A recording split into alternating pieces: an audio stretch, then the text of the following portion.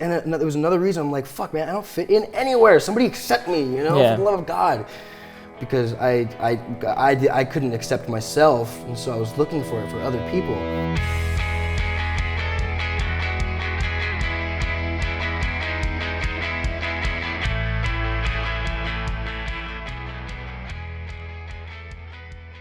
And like when you first hit me up on this book and the note, I was just now realizing that like a lot of my trust and distrust, mistrust, detrust, untrust, I don't know, one of those things, came from just me not fitting in this acting world, and really at a young age wanting to, even though I had a career and I wanted to act, I loved acting, but I didn't really necessarily like the people, I wanted to make myself normal by smoking pot, getting drunk at an early age, throwing up all over the place, and just kind of being like a delinquent a little bit. And then that just really manifested itself into my lifestyle, which was kind of hard to navigate because I was a working actor, I had a career, I had a house, and yet like everything outside of my career was kind of falling apart. So yeah, that's I was able to just kind of really figure that out and understand the root of to why I was like that. Also, punk at an early age was one of my ways to separate myself from acting. Even though I did fall in love with it, I do have a passion for it. That's why I've covered myself in tattoos, so I have to somewhat be in that world, you know, for the rest of my life. That was like one of my things too, because like when I lived with my mom, and I moved out pretty quickly, like a month after I turned 18, but she wouldn't let me get tattooed because she said she didn't want me to regret it and then blame her. And as soon as I got out, I got like my first 3 tattoos within like 2 months. That was my thing too, is that I wanted to get tattooed because I never wanted to end up somewhere where I couldn't, that you can only get into without being tattooed. If you don't have tattoos. Like I didn't want to be anywhere like that. You know? Yeah, it was hard for me too, because I started getting my leg tattooed first because I'm like, okay, well fucking acting and no one's ever gonna see my legs, really? I don't really know. I had no idea, but like I got a lot of resentment from my agents and my manager when I was younger. And there was another reason I'm like, fuck, man, I don't fit in anywhere. Somebody accept me, you know, for the love of God. Because I couldn't accept myself, and so I was looking for it for other people. But that's changed now because I fucking love myself. I left work today a little later than usual. My walk to West 4th to catch the C train is only a few blocks away, not too far from the Hudson River, so usually by the time I get out of work, there is an enjoyable sunset over Jersey City. It's been over a decade since terrorists flew those 2 planes into those 2 towers and changed everything about how we live. I was 18 when it happened. Still a kid. Kind of. I was living in Austin, Texas with my best friends and bandmates at the time. Sure, we were all affected by it, but I think for some people, the further you were from New York, the less it impacted you. Or maybe it was because I was a stupid kid. I really don't remember any period of time in my life where I had any kind of legitimate fear that I was in danger. At least not that kind of danger. You know, even on the 10-year anniversary of 9/11, living in Manhattan, I still felt perfectly safe and didn't have a worry in my mind other than getting a music review into an editor.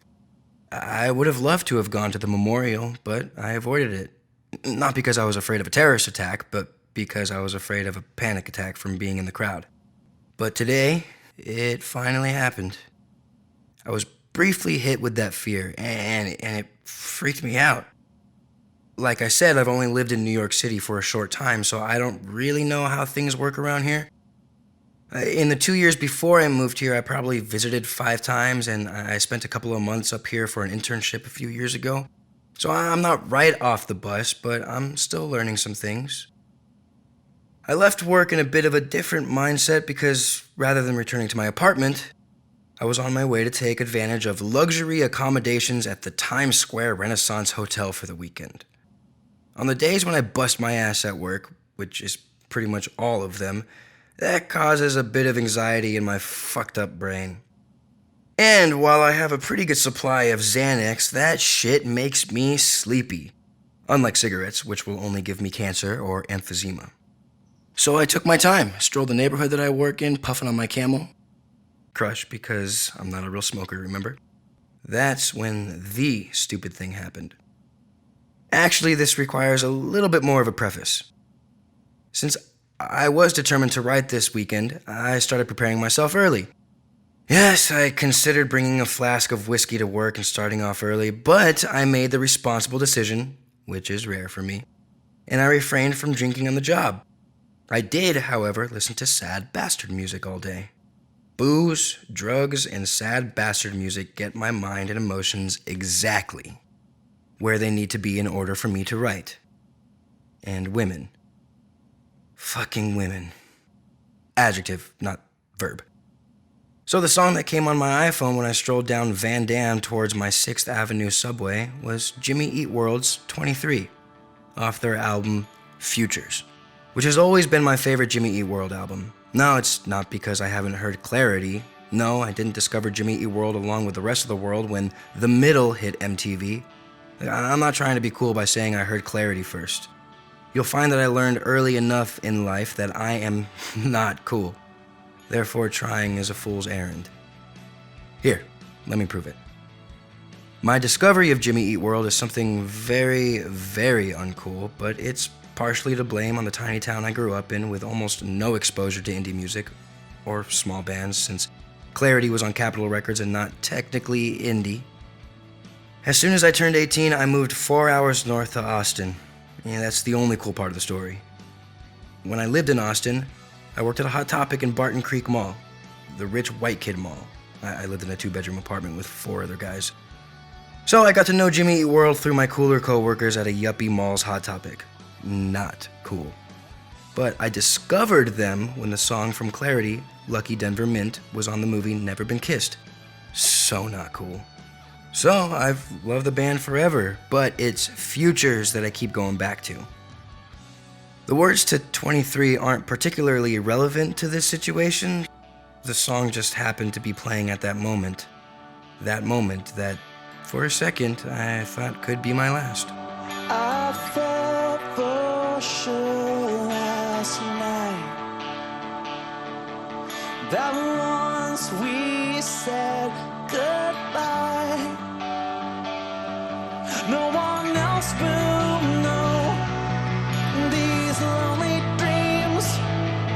No one else will know that part of me. I felt for sure last night that once we said goodbye, no one else will know these lonely dreams. No one else will know that part of me. Not relevant to the situation, but I managed to always find a way to make songs I love relevant to my life. Actually, I'm pretty much an open book with those who get close enough to me. I just don't let many people do that. Even if I did, this city is not the easiest place in which to do that.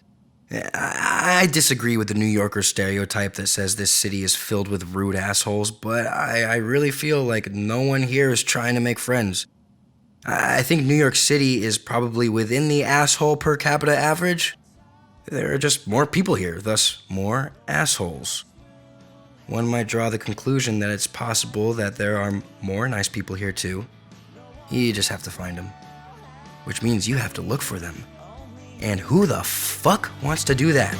You'll stay alone forever if you wait for the right time.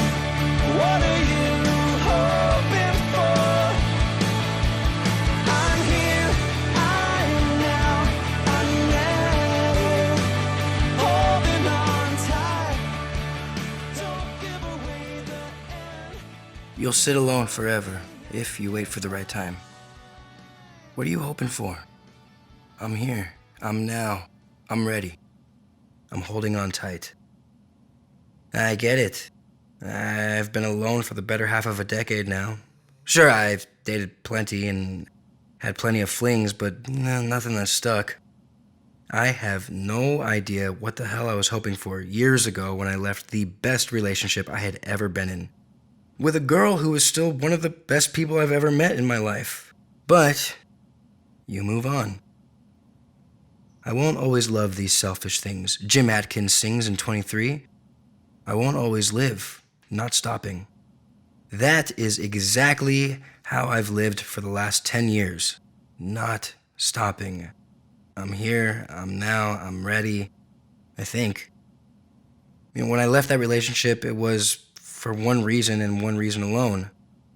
There was no lack of love. There was no lack of attraction. I just wasn't there. I just wasn't ready to stop.